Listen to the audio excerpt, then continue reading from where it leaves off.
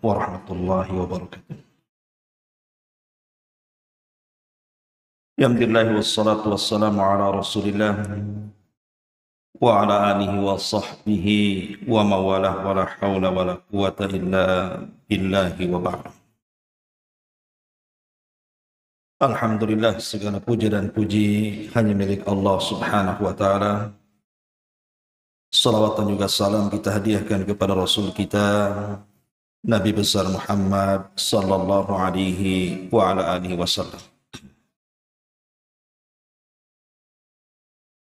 Pembahasan di pagi hari ini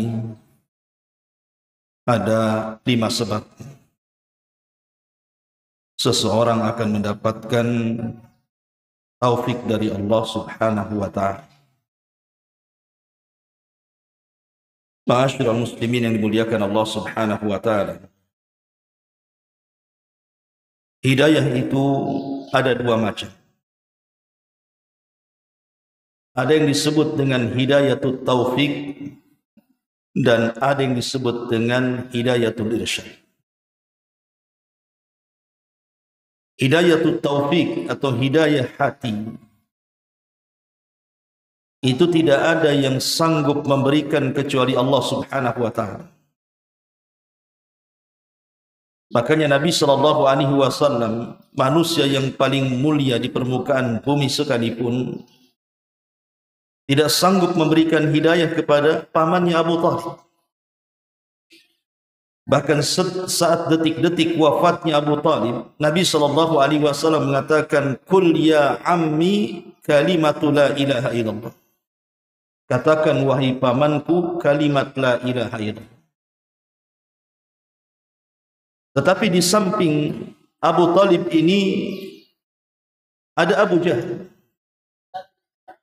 Dan ada tokoh-tokoh musyrik yang mengatakan, "Atarghabu an millati Abdul Muttalib?"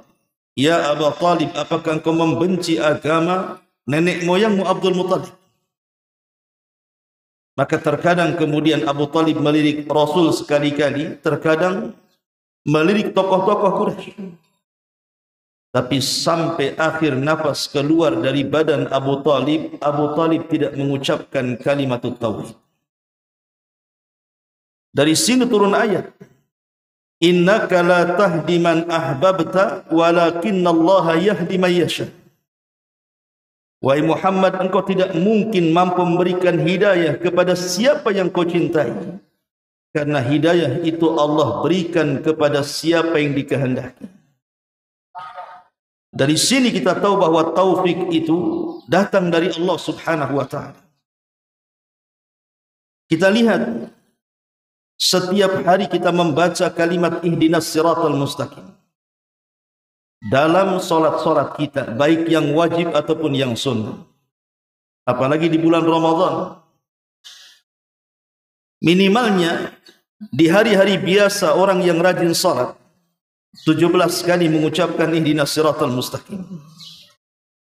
Tapi lihat betapa banyak orang-orang yang keluar dari masjid, mereka melaksanakan solat, tapi masih terjerumus pula ke dalam dosa. Ada yang mereka berzina padahal mereka salat. Ada yang mereka masih judi padahal mereka salat. Ada yang lisan mereka masih menggibah padahal mereka salat. Bahkan yang lebih parah, ada sebagian mereka yang melakukan kesyirikan. Datang ke dukun, percaya kepada tangkal dan yang semacamnya padahal mereka salat. Dan dalam salat mereka mengatakan ihdinas siratal mustaqim. Kenapa kemudian salat tidak merubahnya? Padahal Allah Subhanahu wa taala mengatakan innas salata tanha 'anil fahsya'i wal munkar. Sesungguhnya salat itu bisa mencegah perbuatan keji dan kemungkaran. Harusnya orang yang keluar dari masjid itu kan makin baik kehidupannya. Tidak lain dan bukan yang menuntun manusia menjadi baik itu adalah hidayah yang disebut dengan taufik. Hidayah taufik inilah yang menjadikan kita baik. Ada 5 kalimat yang disebutkan para ulama. Kalau kita ingin mendapatkan dan terus istiqamah di atas hidayah ini, pertama at-tawakkul atau disebut dengan tawakal. Kemudian yang kedua al-inabah. Kemudian yang ketiga ad-du'a. Kemudian yang keempat salamatun niyah. Dan yang terakhir al-amalu salih. Baik, kita terangkan. Adapun tawakal dan al-inabah disebutkan dalam surah Hud ayat 88. Allah Subhanahu wa taala mengatakan wa ma taufiqi illa billah. Tidaklah taufik yang diberikan Allah Subhanahu wa taala kepada aku kecuali datang dari Allah Subhanahu wa taala. Alaihi tawakkaltu wa ilaihi unib. Di sini ada kalimat alaihi tawakkaltu. Kepada Allah lah aku bertawakal. Kemudian wa ilaihi unib, dan kepada Allah lah aku kembali. Berarti di sini ada dua sebab. Kalau ingin mendapatkan taufik dari Allah Subhanahu wa taala, pertama kalimat alaihi tawakkaltu. Kepada Allah lah aku bertawakal. Dan yang kedua wa ilaihi unib, dan kepada Allah lah aku kembali. Ma'asyiral muslimin yang dimuliakan Allah Subhanahu wa taala, baik kita akan jabarkan satu persatu. Kenapa kemudian kita berhajat kepada hidayah taufik ini? Karena hidayah inilah yang menjadikan seluruh hajat-hajat kita dipenuhi.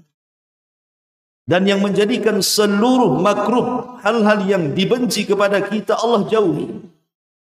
Dan dengan taufik inilah kita bisa istiqomah melaksanakan ibadah kepada Allah Subhanahu wa taala. Pertama, tawakal. Tawakal ini ma'asyiral muslimin yang dimuliakan Allah Subhanahu wa taala adalah sidqu al-i'timadi 'ala Allah.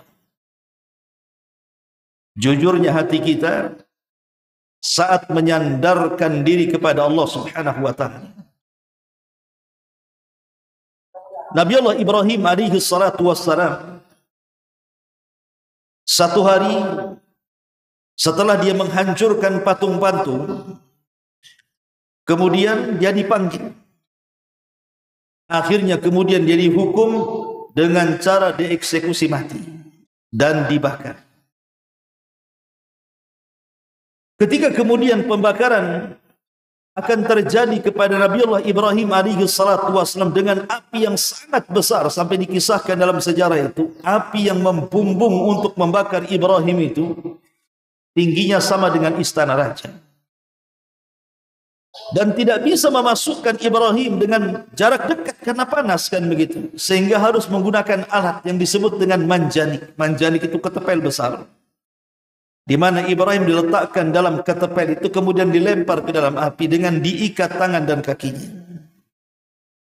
Ketika betul-betul kemudian Ibrahim pun dilempar dari ketepel itu ke dalam api, saat berada di langit, saat dia terbang dan hendak masuk ke dalam api itu, disebutkan dalam hadis, maka Ibrahim alaihi salatu wassalam didatangi malaikat-malaikat yang akan menolongnya, salah satunya Jibril.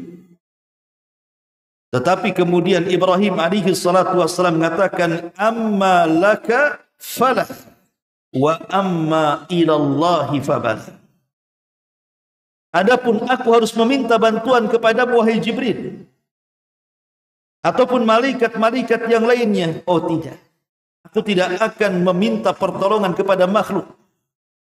Tetapi kalau aku harus meminta pertolongan kepada Allah, ya, aku akan meminta pertolongan kepada Allah. Dari sini Ibrahim alaihi salatu wassalam mengatakan, hasbunallah wa ni'mal wakil. Cukuplah Allah sebagai pelindungku dan dialah sebaik-baik penjaga. Ketika Ibrahim alaihi salatu wassalam menyandarkan tawakal kepada Allah dan mengatakan hasbunallah wa ni'mal wakil, datang perintah kepada api. Dan Allah katakan kepada Ibrahim, kul ya naru kuni bardan wa salaman ala Ibrahim. Katakan wahai api, dinginlah engkau dan selamatkan kepada Ibrahim.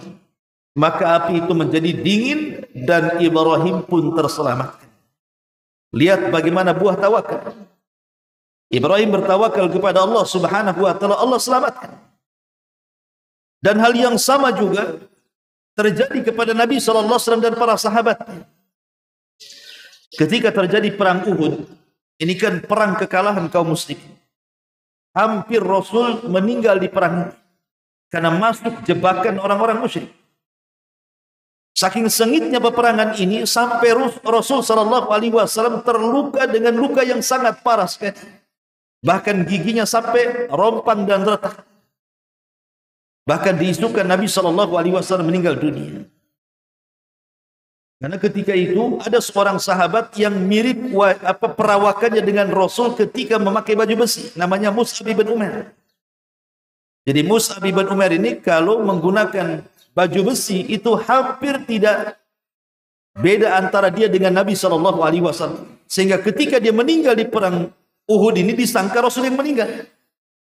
Maka tersebarlah isu bahwa Nabi SAW meninggal, dan ini membuat hati para sahabat, sebagian mereka kemudian ketakutan, akhirnya sebagian mereka lari dan sebagian mereka bertahan. Yang inti cerita perang ini akhirnya kemudian kaum muslimin terkalahkan dan Rasul diselamatkan.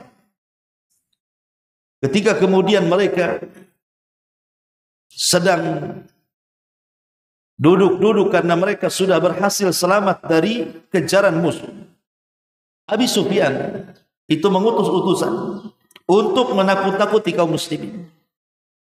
Kemudian mengatakan utusan ini kepada Nabi dan kaum muslimin bahwa sebentar lagi orang-orang Quraisy akan membawa pasukan besar. Hati-hati kalian. Ini namanya kan habis kalah. Tiba-tiba kemudian ada berita musuh akan datang dengan pasukan yang lebih besar lagi dibandingkan Uhud. Tapi subhanallah, Nabi SAW mengajarkan tawakal kepada Allah Subhanahu wa ta'ala di hadapan para sahabatnya untuk tidak takut kecuali kepada Allah. Maka Nabi SAW ketika mendengar berita itu mengatakan, hasbunallah wa ni'mal wakil. Cukuplah Allah sebagai pelindung kami, karena dia sebaik-baik pelindung. Maka kemudian kata-kata Nabi SAW disusul dengan kata-kata para sahabat. Akhirnya keimanan mereka semakin meningkat dan mereka siap untuk bertempur kembali. Dari sini turun ayat surah Al-Imran ayat 173 dan 74. 174. Alladzina qala lahumun nas innan nasa qad jama'u lakum fahshawhum fazadahum imanan wa qalu hasbunallah wa ni'mal wakil fanqalabu bi ni'mati minallahi wa fadlin lam yamsasum su' wattaba'u ridwanallah. Orang-orang yang berkata kepada mereka, maksudnya utusan Abi Sufyan berkata kepada Nabi dan para sahabat, sesungguhnya manusia sudah berkumpul, maksudnya pasukan Quraisy sudah berkumpul dan akan menyerang kalian. Maka takutlah kalian. Tapi apa yang terjadi? Fazadakum iman. Ancaman itu justru menambah keimanan Rasul dan para sahabat. Wa qalu, dan mereka mengatakan hasbunallah wa ni'mal wakil. Cukuplah Allah sebagai pelindung dan dialah sebaik-baik penjaga. Fanqalabu bi ni'mati minallah. Ketika kemudian mereka bertawakal, Allah ganti yang tadinya ketakutan menjadi keamanan. Datang nikmat dari Allah Subhanahu wa ta'ala. Allah banyak menangkan dalam setiap peperangan. Begitulah Nabi SAW mengajarkan tawakal kepada kita. Bahkan saat Nabi SAW berada di gua bersama Abu Bakar dalam perjalanan hijrah, itu musuh sudah berada di atas gua. Sampai kata Abu Bakar, kalau seandainya kaki kami kemudian kami selonjorkan ke pintu gua, tentu pasukan Quraisy itu akan melihat kita. Artinya bahwa dalam kondisi seperti ini, apa yang bisa dilakukan Abu Bakar dan Nabi SAW? Ketika itu Abu Bakar Siddiq radhiyallahu an merasa khawatir dengan keberadaan Nabi SAW. Kalau seandainya musuh itu mendapatkan mereka dalam gua. Tapi Nabi SAW mengajarkan tawakal kepada Allah dan tidak takut kepada musuh. Dan mengatakan kepada Abu Bakar, la tahzan ya Abu Bakrin, innallaha ma'ana. Jangan sedih wahai Abu Bakar, Allah bersama kami. Ketika itu kemudian harusnya kan yang khawatir itu Nabi SAW bukan Abu Bakar, karena yang diburu Nabi. Tetapi Nabi SAW mengajarkan kepada Abu Bakar bagaimana harusnya kita bersikap kepada situasi yang sedang mereka hadapi dengan cara mengembalikan seluruh urusan kepada Allah Subhanahu wa taala. Maka ketika kemudian Rasul mengatakan la tahzan innallaha ma'ana, maka turunlah ketenangan kepada Abu Bakar. Dan ketika itu keduanya diselamatkan oleh Allah. Turunlah surah At-Taubah ayat 40. Illa tansuru faqad nasarahu Allahu id akhrajahu alladhina kafaru thaniya itsnaini id huma fil ghar id yaqul li sahibihi la tahzan innallaha ma'ana. Turun ayat ini. Ma'asyiral muslimin yang dimuliakan Allah Subhanahu wa taala, maka tawakal itu adalah sebab datang hidayah dari Allah Azza wa Jalla. Dan tawakal ini saya katakan tadi bisa menghilangkan sesuatu yang kita khawatirkan. Apa yang kita khawatirkan di dunia ini? Paling tinggi yang kita khawatirkan di dunia ini kan soal rezeki biasanya. Orang yang kemudian dipecat oleh perusahaannya terpikir nih, mau kerja di mana? Mau makan apa? Kadang-kadang belum terjadi saja sudah khawatir. Macam mana nasib anak saya? Macam mana nasib keluarga saya? Belum terjadi itu sudah khawatir. Makanya kemudian Nabi SAW mengatakan, "Lau antum tatawakkaluna 'ala Allah haqqa tawakkul." Kalau kalian betul-betul bertawakal kepada Allah dan benar-benar tawakalnya, la ruziktum kama yurzaqut tayr. Kalian akan diberikan rizki seperti Allah memberikan rizki kepada burung, yaghdu himasan wa taruhu bitana. Keluar dari sangkarnya lapar, pulang pula sudah kenyang dan mampu untuk memberi makan anak-anaknya. Begitulah Allah Subhanahu wa taala menjamin orang-orang yang bertawakal, wa ma min dabatin fil ar illa 'ala Allah rizquha. Tidak ada binatang yang melata kecuali Allah Subhanahu wa taala sudah menganugerahkan rizkinya. Tapi ingat bahwa tawakal tidak akan berguna kecuali harus mengambil sebab. Berdoa saja tidak cukup, harus mengambil sebab. Dahulu kata Abdullah ibn Abbas radhiyallahu anhuma, orang-orang Yaman, orang-orang dari Yaman itu, mereka melakukan haji dan mereka tidak membawa bekal. Mereka modal tawakal saja, berangkat dari Yaman kemudian ke Mekah ingin haji, tidak bawa bekal sama sekali. Kemudian mereka mengatakan, nahnu al-mutawakkilun, kami adalah orang-orang yang bertawakal, katanya. Dah berangkat saja, tawakal Allah, katanya. Maka ketika kemudian mereka sampai di Mekah, kemudian akhirnya mereka pun meminta-minta kepada manusia. Gimana coba? Dari sini turun ayat, wa tazawwadu fa inna khaira zadi taqwa. Berbekalah kalian dan sebaik-baik bekal adalah takwa kepada Allah Azza wa Jalla. Tetap bagaimanapun membawa bekal itu bagian daripada akhdhu bil asbab, mengambil sebab. Kayak antum adalah berangkat haji jalan kaki, tawakal Allah. Mana antum? Tidak bisa. Ya. Maka di zaman Nabi SAW ada orang yang datang ingin hadir di majlis Nabi SAW. Bawa unta dia. Kemudian sesampainya di Masjid Nabawi diletakkan untanya begitu saja. Kemudian dia masuk ke dalam majlis Nabi, sampai selesai majlis dia ingin pulang, untanya hilang. Kemudian dia mengatakan kepada Rasul, ya Rasul, aku sudah bertawakal kepada Allah ketika meletakkan unta ini. Maka Rasul mengatakan, tawakal itu bukan begitu, ikat dulu untamu, baru kau tawakal kepada Allah. Kalau tidak diikat untanya bertawakal kepada Allah, ini jadinya. Makanya tawakal itu harus mengambil sebab.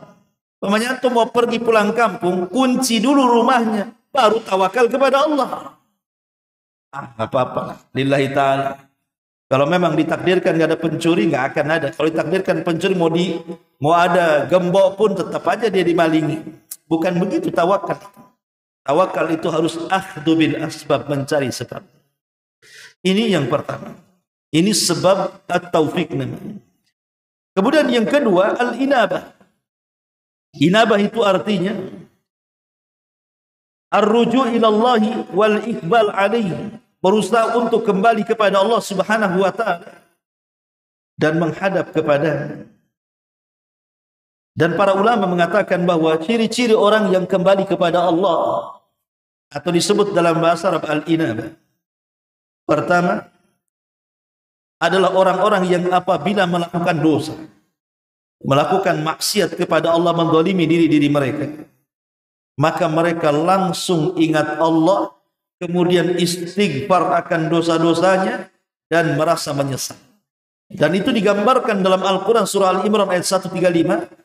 Walladzina idza fa'alu fahishatan aw zalamu anfusahum dzakarullaha fastaghfaru lidzunubihim. Orang-orang yang apabila mereka melakukan fahisyah, perbuatan dosa, kekejian, ataupun menzalimi diri-diri mereka, maka mereka pun langsung ingat Allah dan langsung beristighfar. Itulah disebut dengan inabah. Ini alamat yang pertama. Alamat yang kedua, at-tahassur ala fawati ta'ah. Merasa rugi kalau seandainya dia tidak bisa melaksanakan ketaatan. Kenapa saya tadi tidak ikut tarawih?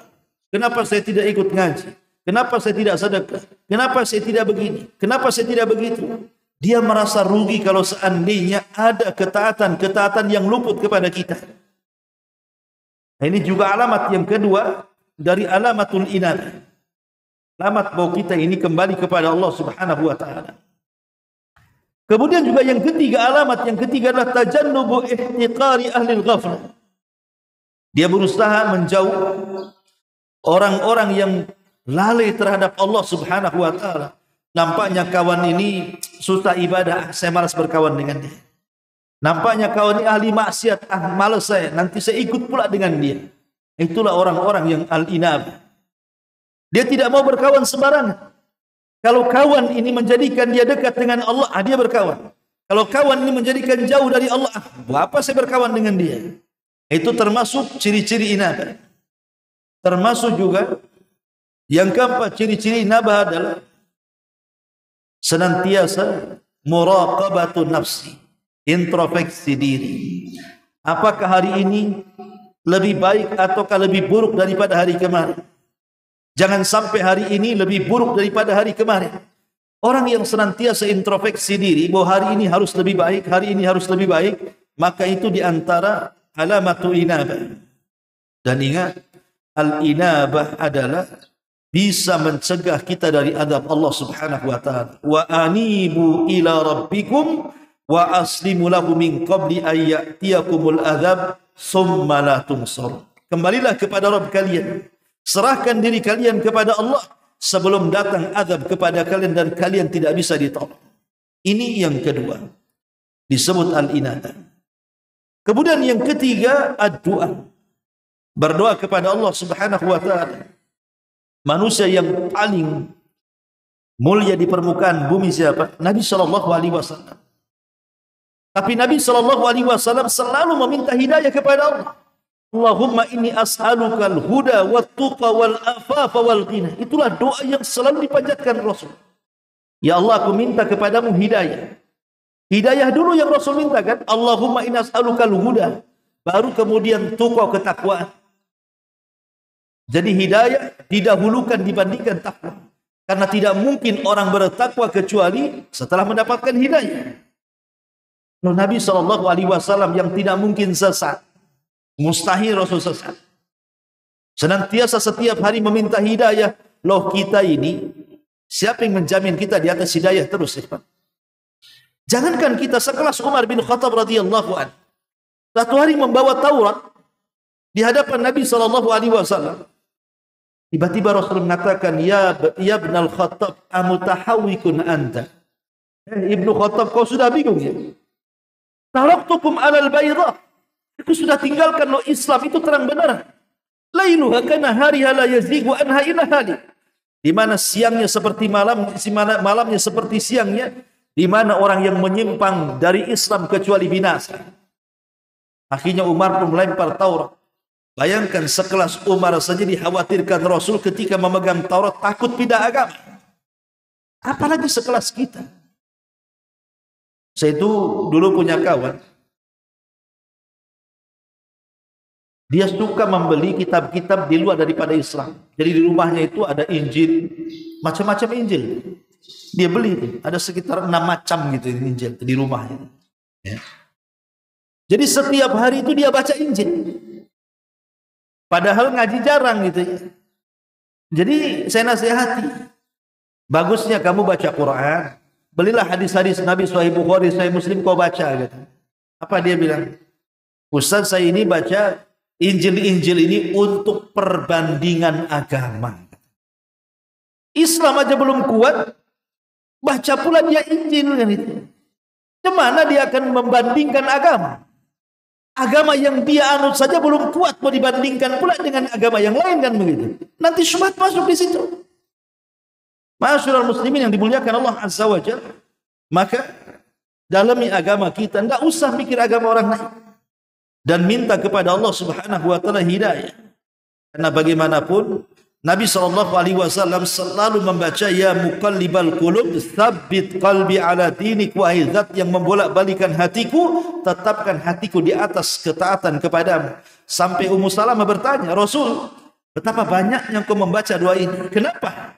Maka Rasul mengatakan, wahai Ummu Salamah, hati manusia itu berada di jari jemari Allah. Allah bisa saja membolak-balikan kapan saja. Itu Nabi SAW, apalagi kita. Ini yang ketiga. Kemudian yang keempat, salamatun niyah. Berusaha untuk menyelamatkan niat kita dalam setiap hal. Karena salamatun niyah, ma'asyiral muslimin yang dimuliakan Allah Azza wa Jalla, ini penting dalam kehidupan kita. Karena terkadang ikhwan, seseorang itu ada hal-hal yang menghalangi dia untuk melakukan ketaatan, melakukan ibadah. Tetapi terkadang dengan niat yang baik, walaupun kita tidak melakukan ibadah, itu dicatat ibadah. Makanya kalau orang biasa sholat malam, kalau orang biasa puasa sunnah, Allah takdirkan kemudian dia safar ataupun sakit, akhirnya dia tidak bisa melaksanakan sholat malam dan puasa sunnah. Karena safar ataupun sakit, maka tetap dia dicatat sholat malam dan dicatat puasa sunnah, walaupun tidak melaksanakan, karena sudah menjadi kebiasaan sholat malam dan puasanya. Lihat bagaimana niat yang baik itu mendatangkan pahala besar. Sampai-sampai Rasul mengatakan dunia ini dihuni oleh 4 kelompok. Kelompok yang pertama, Allah berikan harta dan ilmu. Dengan ilmunya dia kelola hartanya.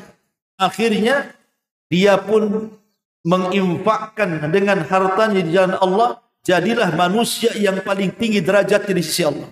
Ini yang pertama. Punya harta, punya ilmu, dengan hartanya dia belanjakan, dengan ilmunya dia belanjakan hartanya. Yang kedua, tidak punya harta, tapi punya ilmu. Dengan ilmunya dia berpikir, ya Allah, kalau aku punya harta, tentu aku pun sama membelanjakan seperti orang itu yang punya harta dan punya ilmu. Maka Rasul mengatakan, niat yang kedua itu pahalanya sama dengan yang pertama. Jadi kalau antum punya tetangga bisa haji dengan uangnya, sementara kita tak bisa haji, kemudian kita katakan, ya Allah, kalau aku punya harta seperti dia, aku pun ingin haji juga seperti dia, maka pahalanya sama antara kita dengan dia. Walaupun kita tidak haji, dapat pahala haji karena niat kita. Tapi ada yang ketiga, punya harta, tidak punya ilmu. Karena dia jahil, akhirnya kemudian dia infakkan hartanya sesuka dia, bermaksiatlah dia kepada Allah. Maka ini seburuk-buruk manusia. Ini yang paling apesnya yang terakhir. Udah tidak punya harta, tidak punya ilmu, tapi berangan-angan kalau aku punya harta, kayak orang ketiga ingin maksiat juga. Ini kuadrat orang kayak gini. Maka dosanya sama. Dia tidak maksiat. Umpamanya nih ada tetangga suka judi, suka zina, suka macam-macam dengan hartanya. Dia pula melamun. Aku pun kalau punya kayak dia mau juga kayak dia. Itu dosanya sama. Niat yang buruk itu membawa dosa. Sebagaimana niat yang baik itu juga membawa pahala. Itu disebut dengan salamatun niyah. Dan yang terakhir, tentu berusaha untuk beramal saleh. Karena ada hadis Nabi SAW mengatakan, "Idza aradallahu bi 'abdi khairan, as-salam." Apabila Allah berkehendak bagi seorang hamba itu, maka Allah jadikan hamba tersebut manis hidupnya. Jadi kalau Allah berkehendak kebaikan bagi seorang hamba, maka Allah buat manis hidupnya. Kemudian sahabat bertanya, apa yang dimaksud itu wahai Rasul? Dibuat manis hidupnya itu. Maka Nabi SAW mengatakan, yuwaffiqillahu li amalin salihin. Allah berikan taufik kepada kita mudah melakukan amal saleh. Dalam riwayat yang lain, Nabi mengatakan, idza aradallahu bi abdin khairan ista'malahu. Jika Allah berkehendak kebaikan bagi seorang hamba, maka Allah akan pergunakan hamba tersebut. Sahabat bertanya, apa yang dimaksud Allah pergunakan hamba tersebut? Maka Rasul mengatakan, yaftahu lahu amalan salihan. Allah bukakan kepadanya mudah melakukan amal saleh. Bahkan dalam riwayat yang lain, idza aradallahu bi abdin khair. Jika Allah menghendaki kebaikan bagi seorang hamba, tahharahu, maka Allah akan sucikan dia. Sahabat bertanya, apa yang dimaksud Allah sucikan dia wahai Rasul? Maka Rasul mengatakan, amalun salihun yulhimuhu iyahu hatta yaqbidahu alaihi.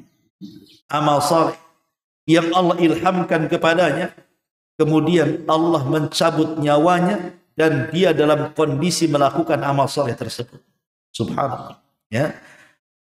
Jadi kalau Allah berkehendak kepada kita kebaikan, ikhwan, pasti Allah akan mudahkan jalannya. Allah mudahkan tuh amal saleh kita. Dan amal saleh ini sering saya katakan akan mengantarkan kepada husnul khatimah. Karena ibadah itu akan melahirkan ibadah yang lain, dan ibadah yang lain akan melahirkan ibadah yang lainnya lagi, dan begitu seterusnya sampai Allah akhiri dengan ibadahnya dan dia pun diwafatkan dalam kondisi husnul khatimah. Inilah di antara 5 penyebab kita mendapatkan taufik dari Allah Subhanahu wa taala yang disebutkan para ulama. Subhanaka wa bihamdika asyhadu an la ilaha illa anta astaghfiruka wa atubu ilaik. Allahu taala alam. Assalamualaikum warahmatullahi wabarakatuh.